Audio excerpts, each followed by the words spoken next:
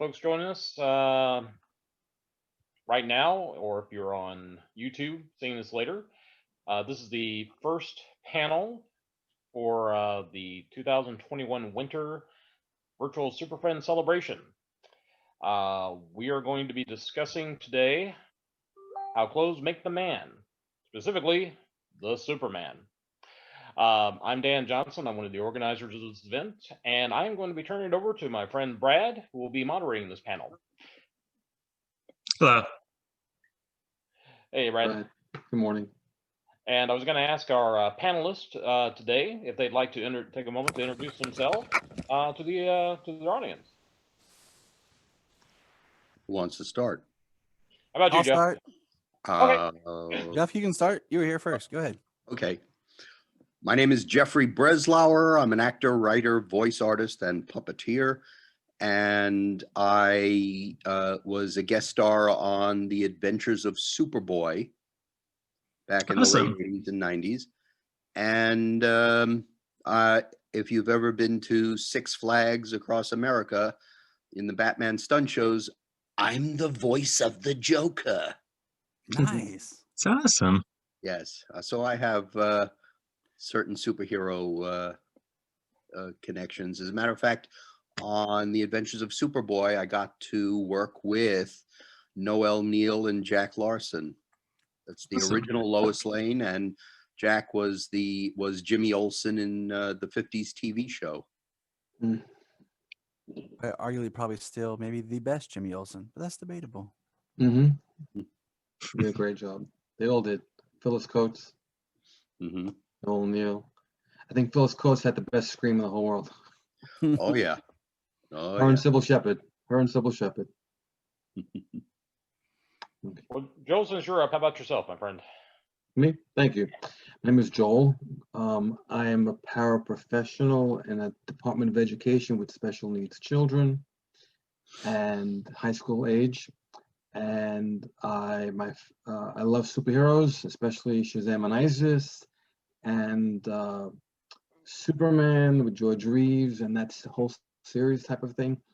I love Yvonne Craig's Batgirl, Lindsay Wagner's The Bionic Woman, Linda Carter's Wonder Woman, but Isis is my favorite, most important. So that's who I am. Happy to be here. Thank you. Awesome.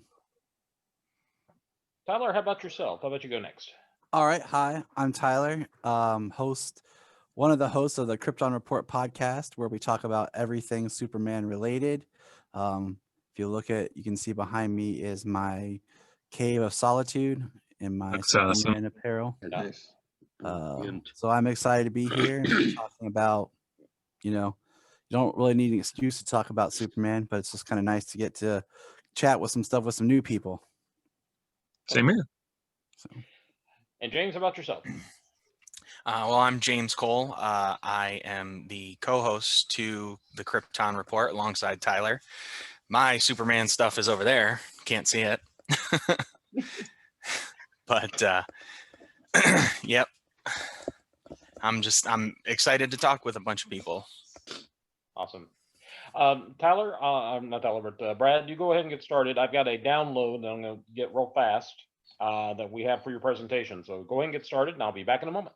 Sure. You should have said back. I guess we'll first start talking about is just the costumes. The beginning of the costumes, like the very first concept art of Superman from 1937, 38, before Action Comics #1 came out. It's he has the original S shield that's like a police badge kind of. Instead of his traditional boots, they're more like Roman type boots. Like not sandal ones, but like the sandal parts or the hook parts were like on the heels. Yeah. Lace ups. Thank you. What I've come to notice is I always thought there was one variant of it, but actually there are two variants of it. There's one where his boots are red, whereas the other variant's blue. If you can see my screen, you might not be able to, but yeah, it's kind of reflecting a little bright there. I think it's a really cool classic look. I know it wasn't really used that often in the comics because later on it got changed some more before he debuted in Action Comics #1. But I think it's always a cool look. And when I actually went to my first Superman celebration in 1938, all right, in 2018 when it's the 40th anniversary, they actually had a cosplayer who was cosplaying as that. He did a really cool, good job. I think it's a very underrated, underappreciated suit. Exactly. I liked when they did the cover art for Action 1000, and it was kind of represented in one of those alternative covers. It would be nice to kind of get to see. I mean, the closest we have to anything like that in live action was Ray Middleton at the World's Fair. That was more of the suit that he wore. So like the tangibility of that suit existed at least one point in time. And it came out like what, a year or two after the comic came out? Yeah, the comic was in 30. I think it was it the 1940s World Fair? I believe so. 39. Was it 30? Okay. Yeah, That's it was. quick. Yeah, I would say it wasn't too long after. So And I've got that on the screen right now, actually. Yeah. yep, see, And there's the lace ups. Yeah. that's the closest we have to like a live action representation of this particular suit. In terms of merchandise, I do know DC directed an action figure of that years ago of that suit, of the original concept art suit. But to my knowledge, it didn't have like the lace-up boots. No, and then if I remember, they did do one where they had the blue boots, kind of like how some of the panels in Action Comics #1 looked like they weren't colored all the way. So like it looked like he had blue boots in it, and I think they did a figure of that too. But they're very hard to find, and if you do, very expensive. Oh wow! Guess they didn't look that over a decade ago, right? So it's one on my list of things I want to get to add to my ever glowing collection. It almost Nice. sounds like the a takeoff on the costume that Mayo Khan wore. Now, when was this? I'm sorry, I missed something before. This Mayo Khan claimed at one point to be the original body reference.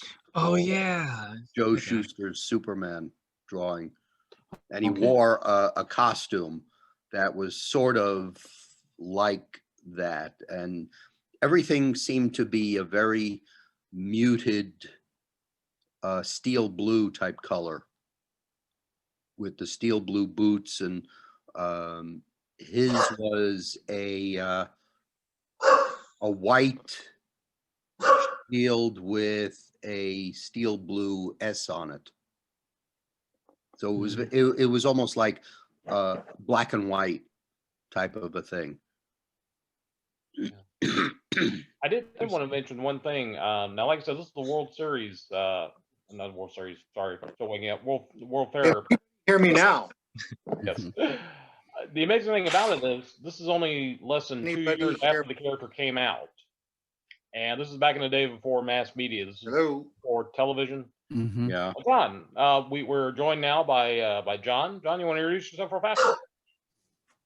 Can anybody hear me? Yeah. Yes. We can hear you. Yes. Okay, I've been trying to get on since 8 o'clock. How you doing, guys?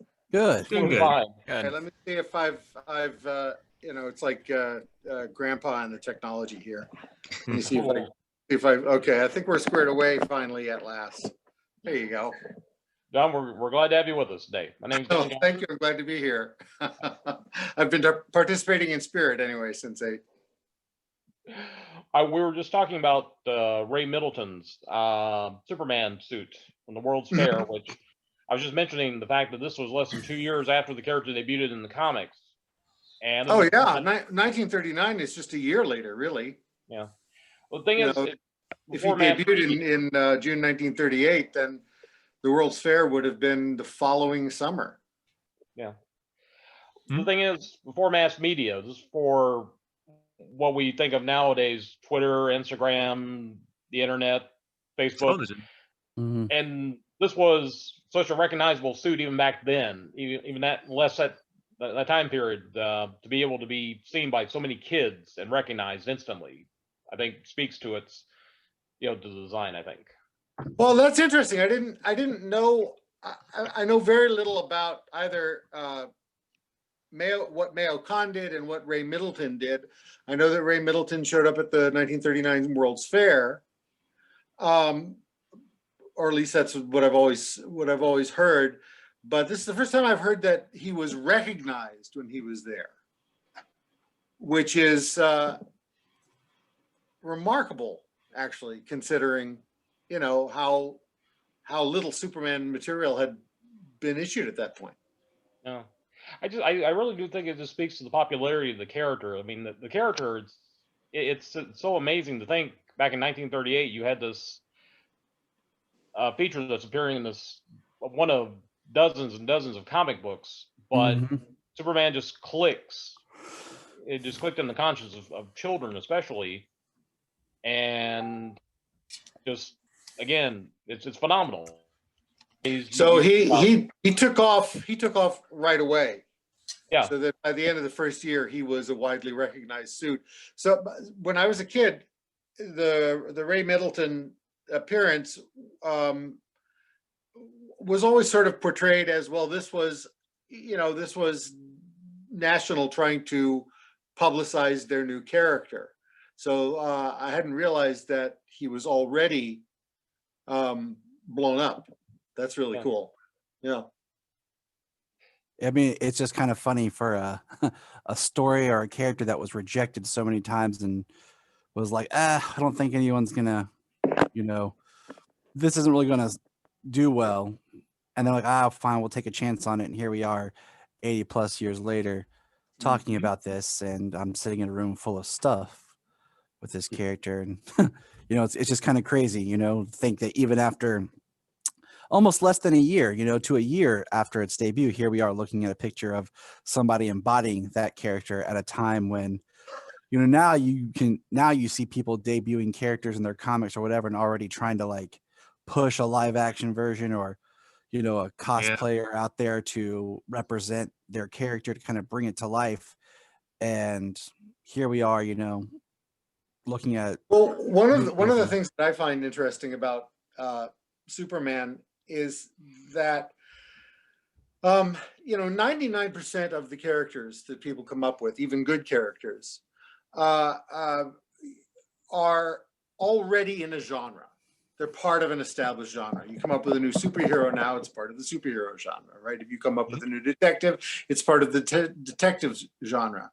There was no superhero genre when Superman was debuted. I mean, historians look at the influences and precursors that may have contributed to Superman, like the pulps, like Doc Savage, but John Carter, Tarzan. Yeah, and people talk about Hercules and Gilgamesh and all this kind of stuff. The reason all the contributing influences on Superman are so diverse is because he really was new. He wasn't just establishing a new character. He was establishing a new genre, establishing a new cultural trope, a new cultural myth. And it's really rare when something really genuinely totally new and different not only shows up but catches on right away. Not only that, just to see the character survive these many years, whereas all those other characters we all mentioned before kind of faded out or aren't as prevalent as they were back then. Well, you can look at any popular franchise, Batman, Doctor Who, Star Trek, Star Wars, Harry Potter, any franchise that has become part of our cultural mythology, and you can generally identify its precursors easily and immediately. But Superman, in the creation of that character, the idea for that character, the unique sort of visual tropes of the superhero, that stuff was really out of left field and really new. People can say, well, it looks sort of like a circus acrobatic costume. And yeah, sort of, maybe it does a little bit. or it looks a little like a strongman costume. And yeah, maybe it does a little bit. I mean, you think of strongman costumes and you think of, leopard onesies, shoulder onesies and stuff like that, or tank tops. So, yes, the costume conceivably has things in the culture before it that influenced it, but that's so different from saying, well, Harry Potter is about is part of the fantasy genre with direct precursors in everything from Tolkien to Wizard of Oz to the ancient myths. Batman is close to original, but he's really the first character that was created because of Superman. Right. So he's already part of the genre. Superman was creating the genre. There was nothing like it. There was nothing like Superman before Superman. I was going to say, we had one of our folks watching, Joe Avent, who said that Ray portrayed Superman during the Superman Day at the July 3rd, 1940. Oh, okay. So 2 years. That would have been, he would have hit big by then. Still very impressive, though. Oh, yeah. And by the way, as a frame of reference, this is the Mayo Khan costume. Ooh, Cool. Yeah, he looked great, didn't he? I like that. Mm-hmm. Classic pose.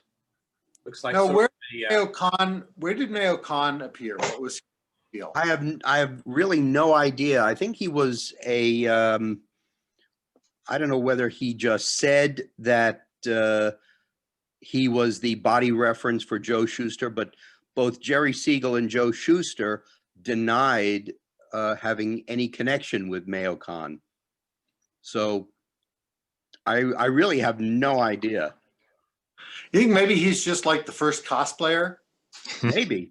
Could it be like, here's a guy, he saw Superman become very popular. He was like, well, I'm physically fit. I'll put on a Superman costume and boost my, or maybe or something. And maybe one of his friends said, hey, I'm seeing that issue of Superman. You look like that guy. Yeah. Oh, well then, yeah. So he could be the very first cosplayer for all we know. Yeah, I think because I've been a Superman fan probably longer than any of you guys. I've always heard that Mayo Khan was kind of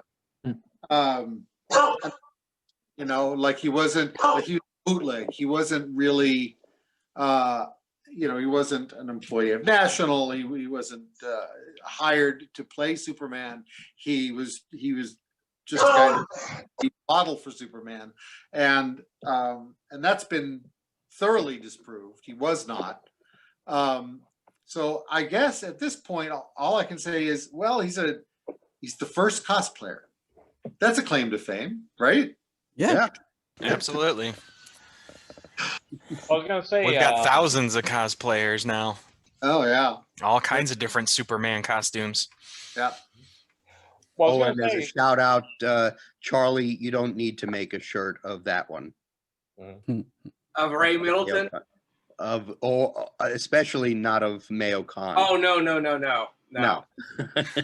I did do artwork for the Ray Middleton thing. If you guys may have seen on YouTube, there's the footage with all the guys and little girls wearing a white Superman shirt patterned after Middleton's. I don't know if it said Superman because it's so out of focus, but so I started working on it, and I just finished the 1938 from the cover one. I'll grab it here in a second. But I have so much fun with it. And of course, George Reeves and all that stuff. Jeff, I know I'm friends with you, but I don't know if I'm friends with anyone else on Facebook. I haven't started clicking off to see. He's like, who am I friends with here and all that. But We're about to be if we're not. So Yeah, Yeah. same here. just be keeping your phone. You'll be like, oh, hey, look, I got a request. I'm like, yep, that's me. I have my phone here. I'm looking. I said, okay. Well, I was gonna Hello, say, Kelly. Hi guys. hey Kelly, I was gonna say, Brad, did we lose Brad? Oh no, I'm I still think here. his dog was barking. Okay. Oh, there he is. I thought we dropped off there for a second. I was He gonna say, I know super we got sped to a fight lot- crime. I was gonna say we got a little off track there, but I was gonna turn it back over to Brad. Brad, what do we got next as far as? Oh, sure. Before we go back to that, I was just gonna say with the Ray Middleton costume, I didn't notice this until now. It's the first Superman emblem that has black in it. Yeah. That actually predates the Max Fletcher ones, which I find rather interesting. I'm kind of curious, maybe did that influence them a little bit when they were making the animated shorts, or maybe not? It did what in the Fleischers? Yeah. What? All of Ray Middleton and his Superman, you notice his emblem has some black to it. He's the first Superman S that have black in it. Well, we I actually see the My color. my guess is about the black. Comic book art is black and white line. Mhm. And I think, and the same thing really applies to, you're talking about the black field instead of the yellow field on the emblem? Yes. Yeah. Oh, I mean, my guess is that Fleischer just did it for visibility. Mhm. Because if you can have ink and one color, that's less likely to screw up or jitter than if you're trying to put two colors together. Yeah. In other words, there's the ink department. In those days in animation, there was an ink department and a paint department, and the ink art would be inked on the front of the cell, and the color would be applied to the back of the cell in what they call reverse painting. And if they were going to be doing red on yellow, paint was applied in a somewhat more hurried fashion, perhaps. So the S would have jittered around a lot when it was animated, because would have been next to impossible for the paint artists to draw it that precisely in paint. So the black was added as a way to simplify and fortify the S emblem for ease of animation. I think it was just a practical concern of animation, that if it's there in the line drawing, then you don't have two different paint colors mixing or smearing or trying to line up exactly to register properly in the camera. If you just have a black line filled in with a flat color, it's just more practical for an animator.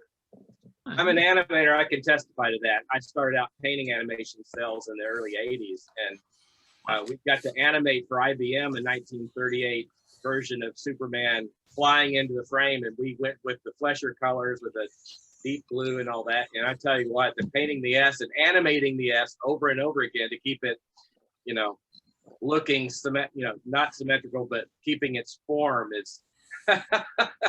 I don't recommend it at 24 frames a second, but it was fun. So anyway, that S was simplified for that reason, I think, at the time too, until they made it into the form that it later took.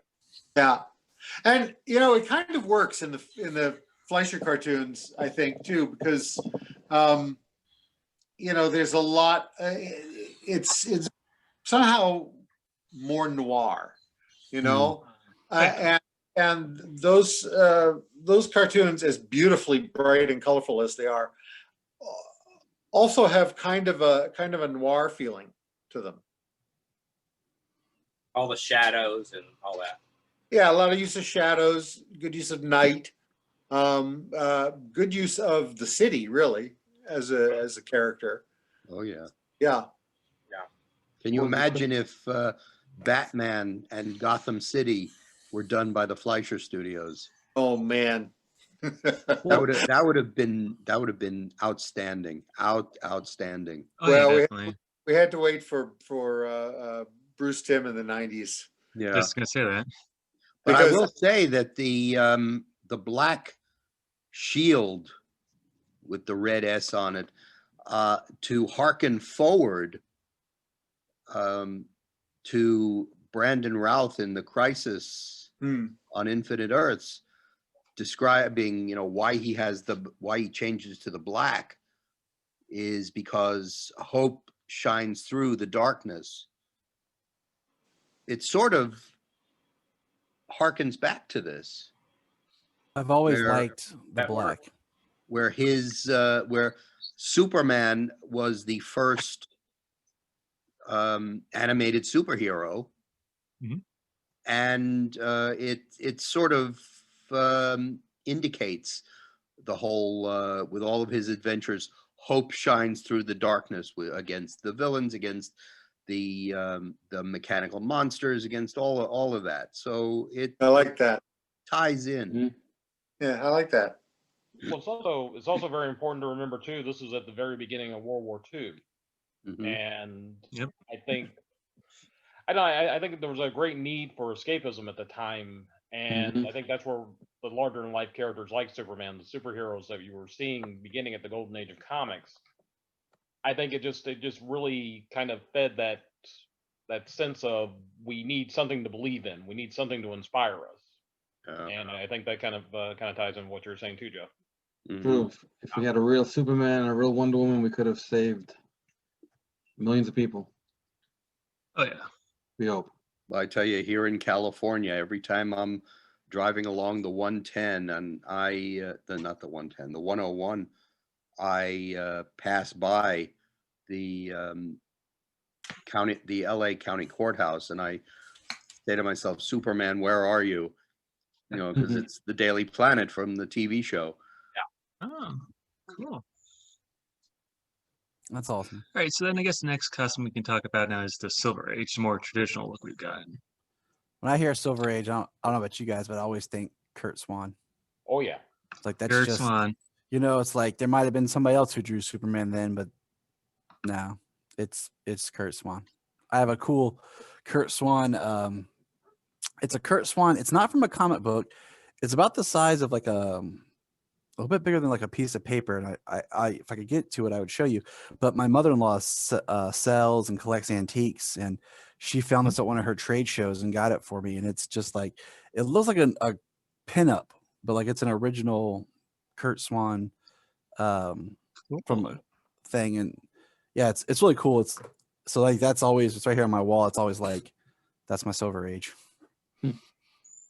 Well, I'll be honest with you. I always thought Kurt Swan for me, he is the definitive Superman artist. I mean, they're just. I think Superman. I think Kurt Swan. Yeah. Yep. He had the look, and I understand that Kurt Swan may have patterned his Superman face a little after George Reeves and that kind of rounded jaw like we see in the picture here. Oh yeah, kind of, yeah. Yeah, I mean, you definitely can see the correlation there. Well, I know when Christopher Reeve came along, he started drawing a little bit more like Christopher Reeve too. So Yeah, like John Byrne. Yeah. Yeah. Well, it's interesting how what you see on the screen, whether the small or the large screen, will sometimes have an influence on how they're drawn in the comics. Biggest example I could think of is Alfred Pennyworth. When in the first movie serial with Lewis Wilson and Douglas Croft as Batman and Robin. Before that, Alfred was portly and balding. And then when you saw Alfred in the movie serial, he was tall and lean. He had a little, I think he had a little mustache, but after that, he was drawn in the comics that way. Yeah. Well, think about it too. Also, they'd killed Alfred off in the comics in the '60s, but when they brought the TV series on with Adam West, they insisted on bringing him back in the comic book. So, oh yeah, which is perfect for one of our panels, which is coming up about as seen on television and in the movies, and as heard on radio, possibly. And even with Wonder Woman 2, when Linda Carter's series came out, they rewrote it the way You know, they changed the spinning and the look to a more 1942 look or present day. Yeah.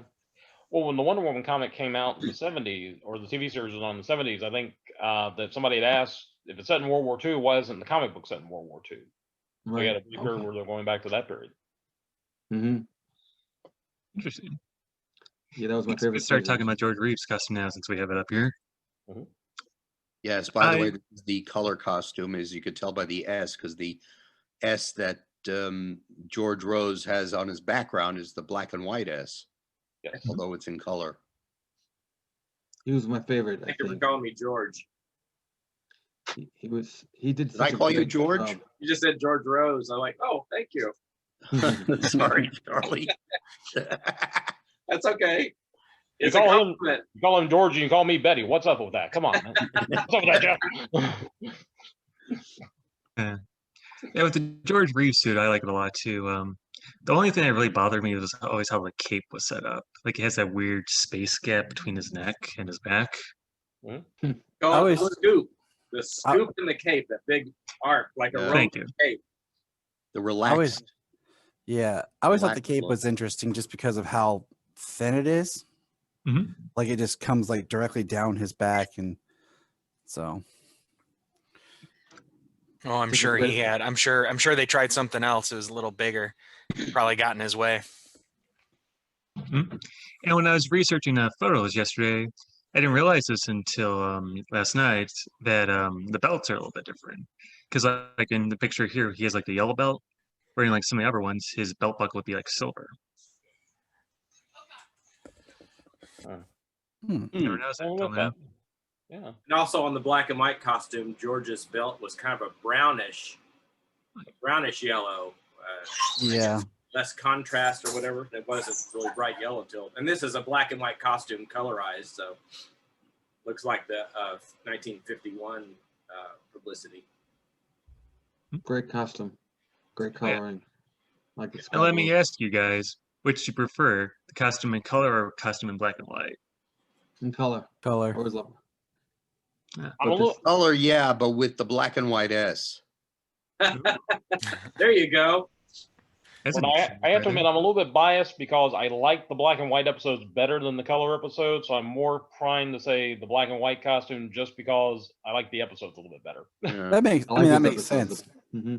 The black one. For me- I liked For as me, well. they were always in black and white because we didn't have a color TV. Sure, But if you Sure. look at Charlie's background, the S to his right Mhm. or to our right, Mhm. that's a black and white S that's colorized. That was the one on the bumper when it says, we'll be right back after these messages. And it had the Mhm. yellow border later on. And I just sort of fiddled with it a little bit. But it's a shirt, or it was, I sold out. I do just want to point out, like, you know, the fact that looking at the symbol, like George, his suit, he did have his own shield. Like it's Really? just, I mean, if you look at the way it's shaped and the way the S is, it's a little bit significant to him. Like we've talked about this before, like every live action Superman, their shield has been a little bit different Right. Yeah. to correlate with themselves, not including Smallville. He never got his own shield S, but Yeah. I don't think we would have had George's. At first, it was reminiscent. Kirk Allen's was like the rough hewn original that Western Costume had to redraw and sort of say, well, we have this one, we have to do a new costume, so they just redraw it. Yeah. I think there are about 8 different S's for George on various costumes, with very subtle differences. But that's my fascination is George's S on the costumes, all the subtle little things. Even his publicity costumes, we're learning were different than the TV costumes. Really? Then we got Kirk Allen here. You're asking about Kirk, so there you go. Now, does his S look a little bit different too than George Reeves' S? Because to me, they always look like the same or very similar. Well, George's was sort of like a jumping off from Kirk Allen's. Yeah. But it was cleaned up a lot. I feel like Kirk Allen is the best looking. Yeah, I like Kirk Allen Superman too. I always Yeah. thought George's. I always feel Reeves. bad. I like 'cause his I always feel portrayal. like- I think George is the best portrayal of Superman, though certainly the one that influenced us the most when I was drawing the Mhm, book. True. But just from looks of all the people who've worn the suit, all of them, I think Kirk Allen just physically looks the most like a Schuster drawing. Yeah.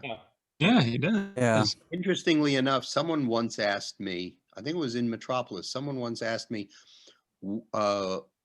which one I liked better, was Kirk Allen or George Reeves. And I said, the two of them, because they were so close together in time frame, it's almost like trying to decide between Fred Astaire and Gene Kelly.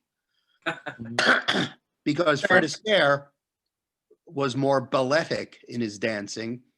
Gene Kelly was more athletic in his dancing. And it's the same thing with Kirk Allen's Superman was more balletic. Yeah. When he would run, he would take these leaps, these little leaps. And George was more athletic, more grounded. There was more of a, I guess, substance and density to George's portrayal. And it turns out, Kirk Allen was a dancer. Really? Yeah. In fact, yeah. So there was a bit more of that when he, in the very first episode, he runs across the railroad tracks.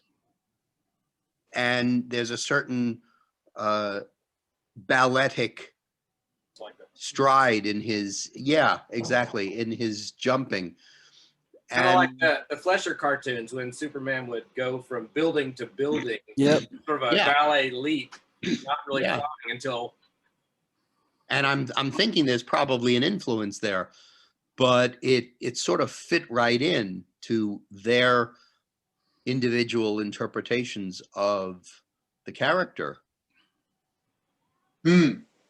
I know by the time they were doing the Kirk Allen serial, Superman was flying, but I think some folks were probably still thinking in terms of him doing just like being able to leap 1/8 of a mile, as opposed to actual flying back in the very early stories. Yeah, I think actually that the Fleischer cartoons are what caused DC to say no, he just flies.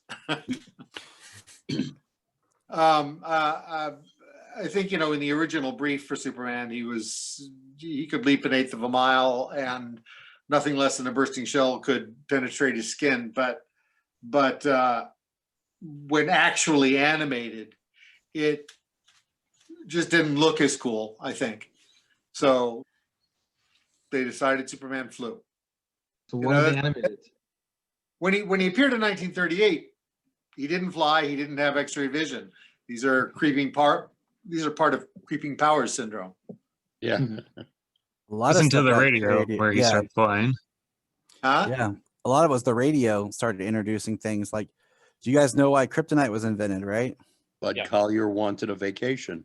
Bud Collier wanted a vacation. If you think about it, if you're listening to it, it's just so much more exciting to hear the swooshing sound. It is. Yeah.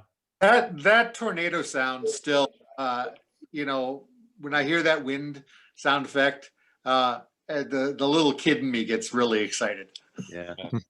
It's powerful. It gives meaning to his flight, and something in the background of that means that he comes with power, as opposed to just the light swishes of the super fast taking off. Now we lose the poetic flying with that George had, and now he has to move so fast. That every flying scene almost is a takeoff, like a speeding bullet takeoff. It's like, well, we don't see the run and the jump and the building up that momentum that George had. He had a solid pow. Now I'm gonna fly, and he propelled himself. It's funny about the whole flying thing. My girlfriend and I, we went with friends of ours to a one of those private airports, and we got to see I guess an air show, and you see all of these biplanes and these old time planes in flight doing their stunts and everything like that. And it occurred to me that each of these planes, and they had some jets there too, it was interesting how the flights were indicative of the time period. And it occurred to me that the flights in George's and in Chris's and in Henry's Superman, the takeoffs and the flights were basically indicative of the aerodynamic time. George would run and leap as if there's a runway. Christopher Reeve was more like a jet, and Henry would take off like a rocket. Oh, that's interesting.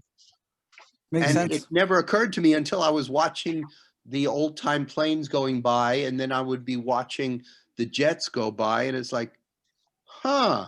Mm-hmm. So it pretty much solidifies each Superman in that time, their time period. Yeah. Well, the sort of meditative quality of Christopher Reeve pausing in the air in the clouds and being able to hover was sort of like 1970s crystals and new age thing. Yeah. Now he can pause in midair. He doesn't have to continue flying. He can just, I'm going to sit here and think about this. Yeah, as opposed to the Woodstock people who only imagined that they were doing that.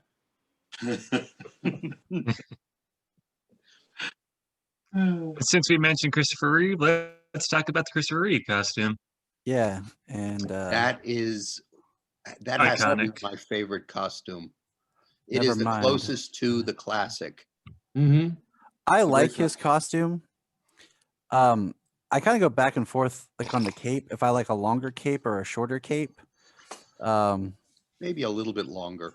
That's kind of what I come down to, is I wish it was just a little bit longer. Why is it dragging the ground? I don't like that. No, that's almost like dragging the American flag on the ground. I know. No. It gets it dirty. I like a little bit more like mid calf. Yeah. You know. Yeah. Kind of like Dean Kane's was a little bit farther down.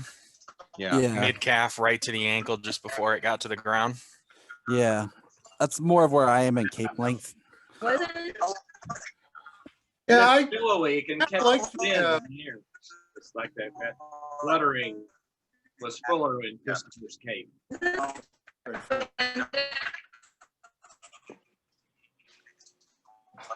that you, Kelly? Hey, Kelly. my sound is starting to.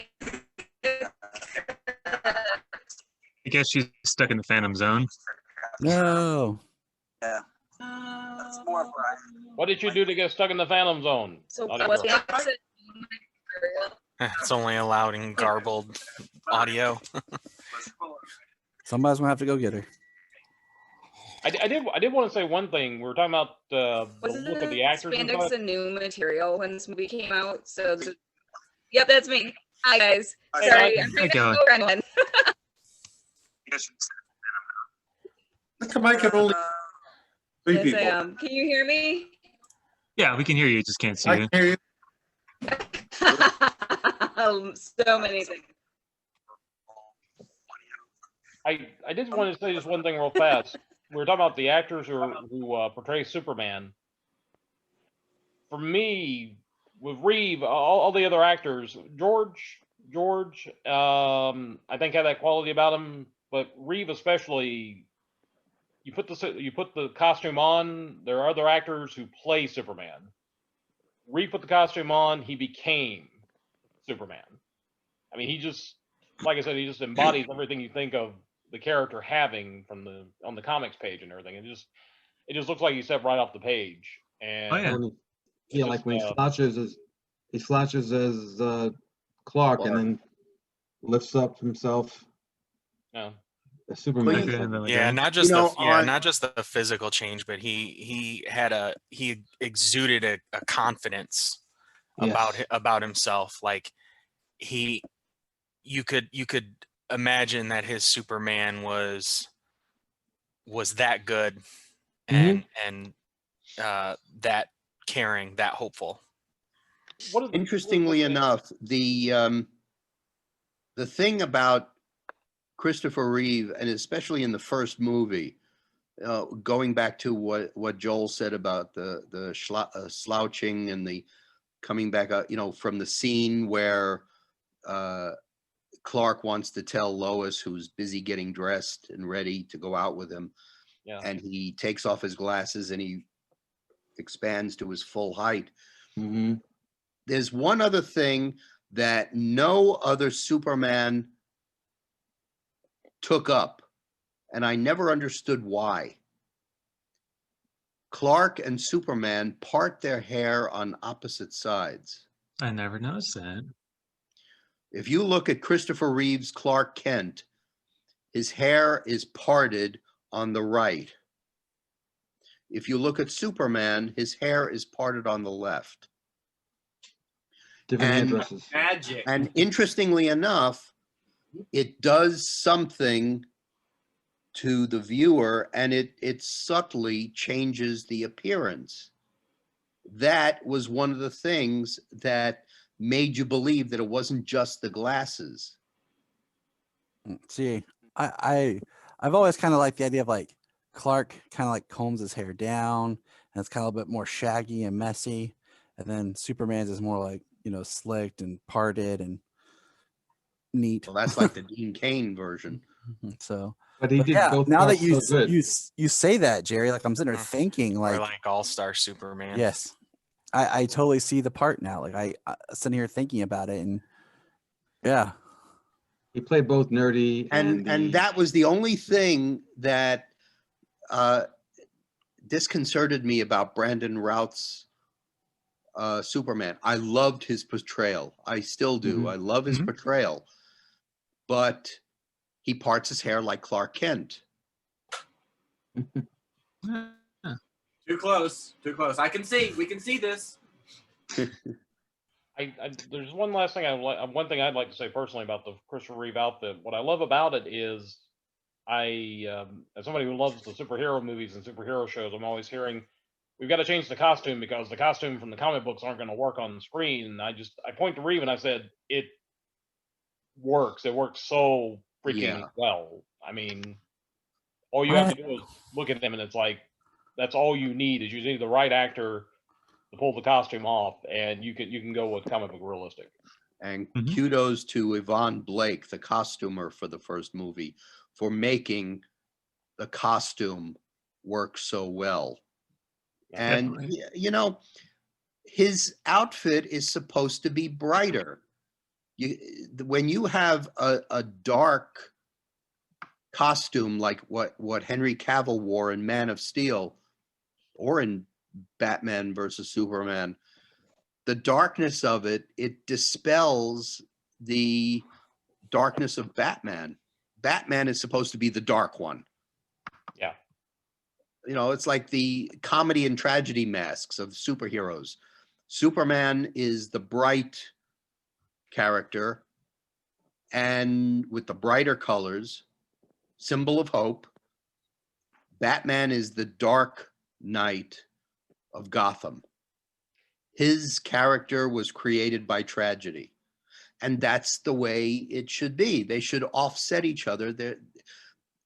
Look at Henry's suit. The colors are muted, and it's a little bit too similar. It's like Superman getting down into the gloominess of Batman, and it takes away the starkness of Batman's darkness. For a long time at DC, and certainly with the movies at DC, there was, well, perhaps I should say Warner's, there was a generation of people there that thought that, well, because Batman is successful, everything should be like Batman. Yeah.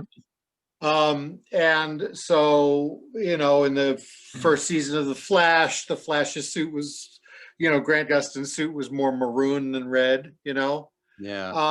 And I think that this has its roots in a sort of a geek shame that really started With X-Men? no, actually I think it started earlier than that. I think the Batman TV show with Adam West was camp partly because nobody thought that taking it seriously would work. You know, everyone for generations, the people that adapted comic books to the screen thought of it, I think, as sort of slumming, you know, and not really. So they couldn't take it. They couldn't take it seriously. They couldn't even take it at face value. They had to kind of like try and let people know that they're actually cooler than, you know, they're more sophisticated than this kid stuff. And they often, like, if you look at old interviews with Kenneth Johnson, for instance, is that the guy who was the showrunner for the Hulk? Yeah. Ken Johnson for all of his and the $6 million man. All of his interviews, he seems like he's bending over backwards to let people know that he's actually a serious filmmaker, and he's trying to bring sophistication to this kid stuff without really understanding the kid stuff, you know. And I think and I think that attitude, that the comics themselves aren't good enough, that the intrinsic charm of the franchise that has become world famous somehow isn't good enough for them, and it's got to be something different for the movies, because, you know, we know better in the movies. And I think when you combine that with the fact that the Batman franchise was the only reliable, was for 2 generations, the only reliably successful film franchise that Warner's had from its superheroes. You know, it was sort of natural for people who don't understand comics to say, well, everything should be like Batman. And I mean, I'm personally delighted to see that changing now. Everyone knows, you know, the DC animation teams get it right. Even the WB shows, which are, you know, it's TV for middle school nerds, but it's really good TV for middle school nerds. You know, they're generally speaking in the Green Arrowverse.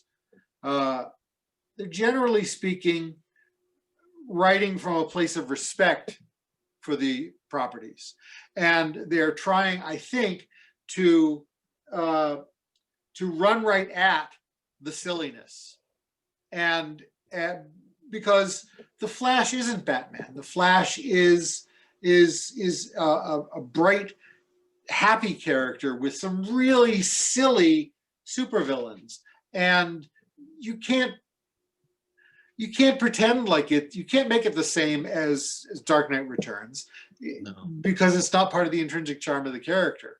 So the best thing you can do, and I love to see DC doing this, is say, okay, well, you know, we have 80 years of very mixed creations. I mean, the big difference between DC and Marvel is that Marvel was essentially created by 2 guys, all in the same universe. Yeah. And DC was created by, you know, scores of different creators all working in their own world. So it's a little bit harder to coordinate them. But what that means is that DC actually has a tremendously wide variety of stories they can tell in different worlds that they can tell. You can tell silly, fun, Silver Agey kind of lighthearted superhero fare. You can tell dark, grim and gritty street level superhero fare. You can tell cosmic stories, and everything can be as different as, you know, Batman is from Plastic Man. And I think by running right at that, I think we can look forward to better movies. Well, one guys, thing, it seems that DC is not taking advantage of the wide palette of costume colors, for example. Yeah, I think that's changing, is what I'm saying. Yeah. I think that's changing. I agree with you about the Henry Cavill costume. I think that it's conceptually really wrong. For one thing, the red and the blue are so close in value that a black and white photograph just looks like it's monocolor. Yeah. There's value Like the difference. Mayo Khan picture. Yeah, there's no difference between the blue and the red. Yeah. And they're yellow guys, highlight. guys, I hate to stop everybody, but I just noticed the time. We've actually got another panel coming up in a couple of minutes. I'm sorry. okay. I'm sorry about that. It's no problem at all. Oh, it's all right. This But panel's just been actually- called. We talk a lot. We'll have to do volume right, 2 that's of right. this. Thank you, Brad. Actually, Be nice. our next panel coming up is the as seen on television, as seen in the movies, and as heard on radio. And actually, a lot of this conversation will be good for that. So I invite you guys to stick around, and let's continue the conversation there. How about that? Yes, Oh, thank you, Brad. Thank you, Brad, everyone.